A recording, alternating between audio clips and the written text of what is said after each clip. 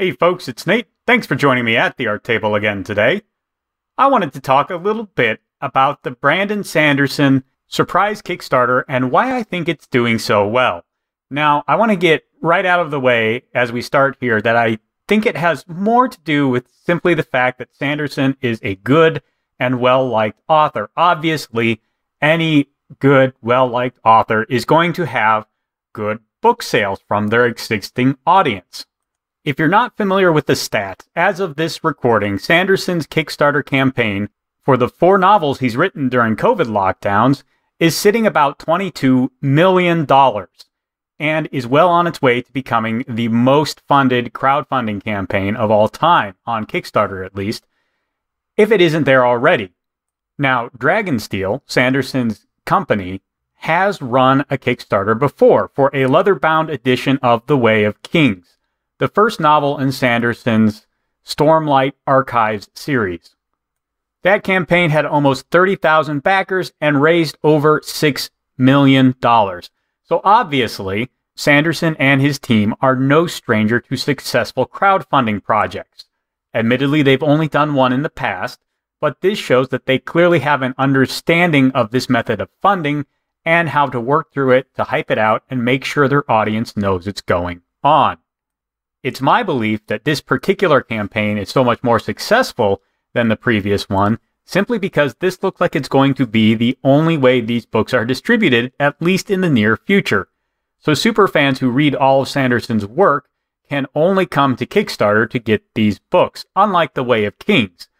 The leather-bound edition of Way of Kings was a 10th anniversary product.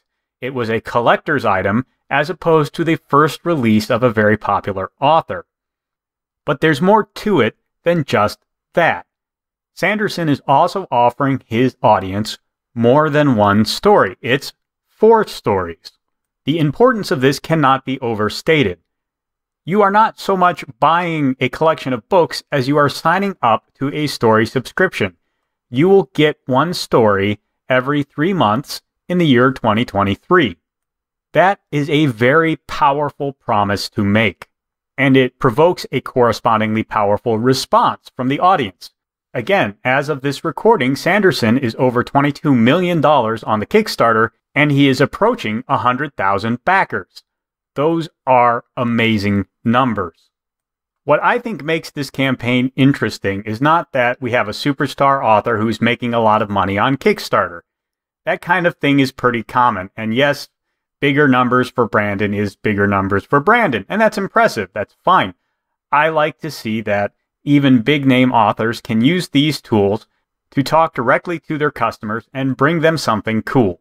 What really interests me here is what Brandon is offering his audience.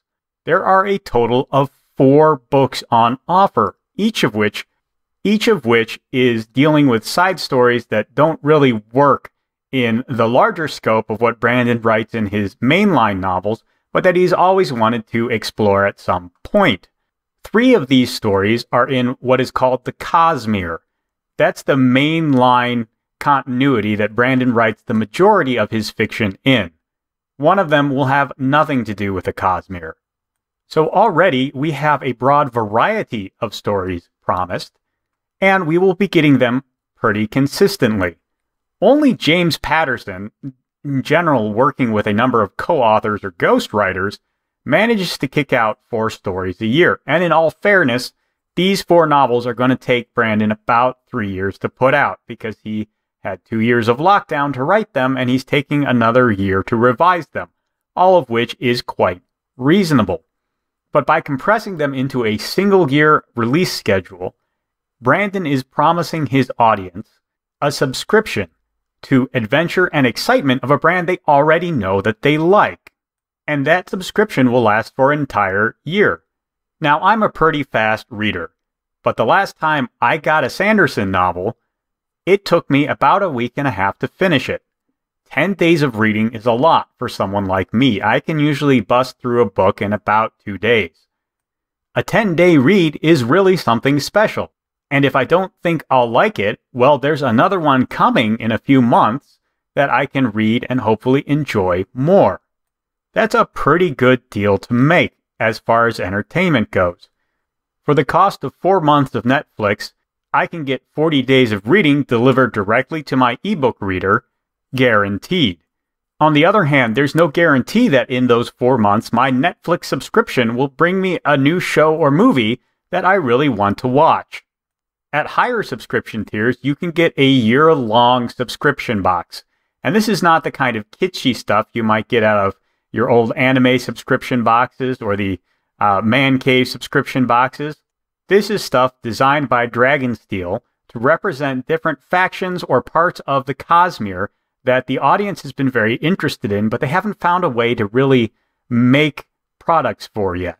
That sounds really cool too, and it's a good way for Brandon to give his audience something they want while keeping them constantly engaged with the world and stories he tells. This is a subscription model perfected.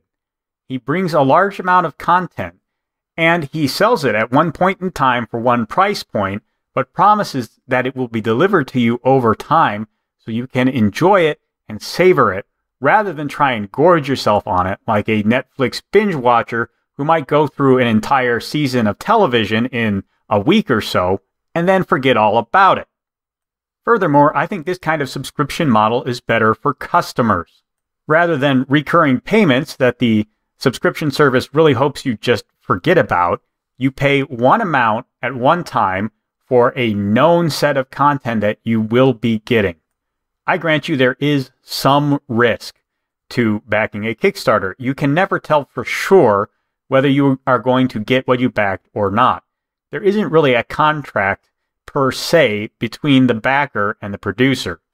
However, if I back Netflix because I enjoy, say, the Lost in Space TV show, there's no guarantee that I'm going to keep seeing the Lost in Space TV show, or that they won't wrap the thing up after 3 seasons, as they just did, and leave me with nothing to subscribe for.